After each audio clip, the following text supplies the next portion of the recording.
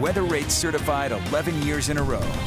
Sunny skies and a break today, but it's not expected to last long. Not at all. Alana's tracking it all for us. Hey, Alana. I hope you're ready for the changes because they're already underway. Initially, our sunny day was chasing the clouds away, and you could see from this great photo Scott Taylor caught that it was just beautiful out there, high pressure in control. But tonight, big changes. Live look from Ensign Peak where the cloud cover has moved in, shadowing that sunset just a little bit. Clouds pushing towards the backside of the Wasatch and into central Utah tonight. The first indication that a storm is on the way. Look at all that moisture. Oh, the coast is like, good luck with that. We had it worse than you did, but we know a lot of this wet weather is going to be moving inland, that upper level low combining with this atmospheric river event, which means we get very soggy conditions and our high pressure breaks down. There's the cloud cover in western Utah now filling in throughout the rest of the north, and then we've got a lot of wet weather over towards northwestern Nevada that's going to continue to track east. That is going to come our way. We get some valley rain and mountain snow, but before we tap into the wet weather,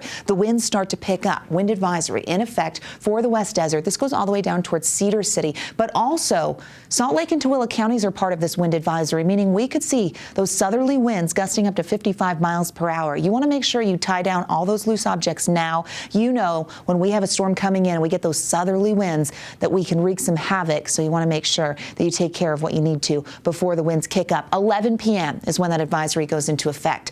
Okay, winter storm warnings for the mountains throughout the state. They go into effect at different times. Northern mountains, Wasatch Mountains north of I-80, that starts at 11 p.m. We're also going to see the Wasatch Mountains in the central portion of the Wasatch Front and the Uintas kicking things off by tonight. The Uintas are going to see this hitting at 5 a.m. We're talking heavy, wet, accumulating snow. So travel along our mountain routes in central Utah, down south, and even on the southeastern side of the state. It's going to be pretty tricky. The snow levels with this, though, rise, as I told you at the beginning of the show, which keeps things pretty interesting. So the snow level for northern Utah is going to be above 7,000 feet, giving you an idea that below that, either mixed precipitation or rain expected. 8,000 feet in central Utah and even higher down south. But we are still looking at a tremendous amount of snow as this system comes in.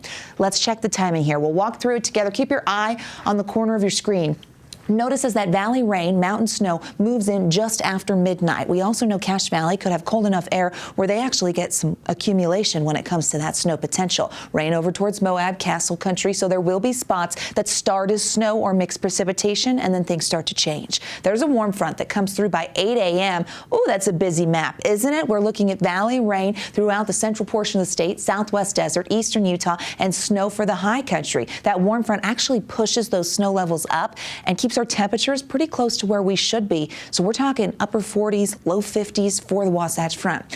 There is a front. There's another one. It's not Wasatch. It's a cold one, and it's going to come through. Look at the timing here. By the afternoon, it slides through for the evening. We see precipitation really concentrated along that front line. By 8 p.m. tomorrow, we get some clearing in the north. That's when precip becomes a little more showery. Look as that front kind of exits the state. Early Saturday morning, we still have precip in central and southern Utah.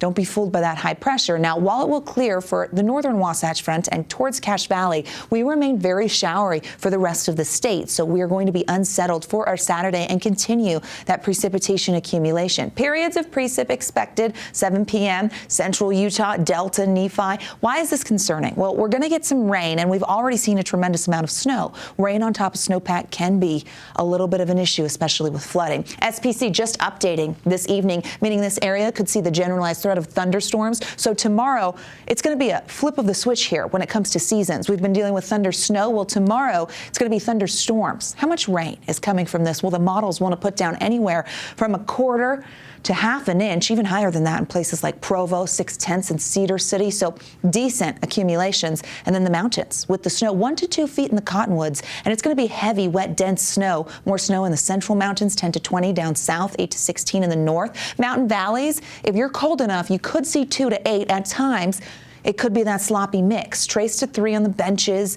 Our valley's really going to stay rain due to our temperatures, but if you do see a period where the precipitation changes over, some light accumulations are possible, so heads up there. 40s and 50s. 52 tomorrow in Salt Lake, 54 in Moab. Look at all that wet weather. 40s and 50s for the I-15 corridor, upper 50s in St. George. The clouds are here, the winds are next, and here comes the rain. It keeps us unsettled in southern Utah through Sunday.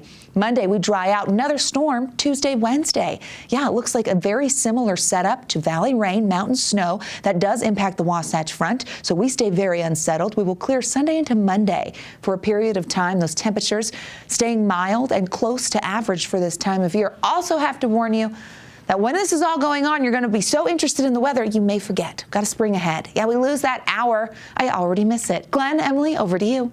Yep, you don't want to show up late on that day, that's for sure. Nope.